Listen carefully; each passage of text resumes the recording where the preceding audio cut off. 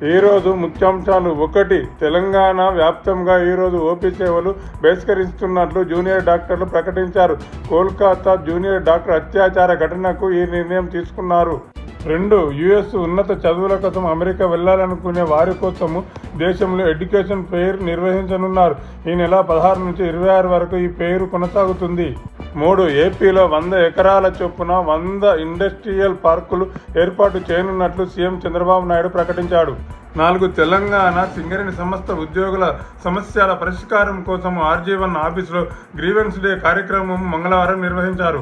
5. 8,326 multi tasking staff havildar పోస్టులకు భర్తీకి staff selection commission update ఇచ్చింది. సెప్టెంబర్ 30 నుండి నవంబర్ 14 వరకు పరీక్షలు నిర్వహించనున్నారు. 6. నేడు ప్రపంచ ఎడమ చేతివాటం ప్రజల దినోత్సవం. వీరిలో ప్రముఖులు మహాత్మా గాంధీ, రాణి లక్ష్మీబాయి, ప్రధాని Modi, Ratan Tata, Sachin, Charles Darwin, Newton, Obama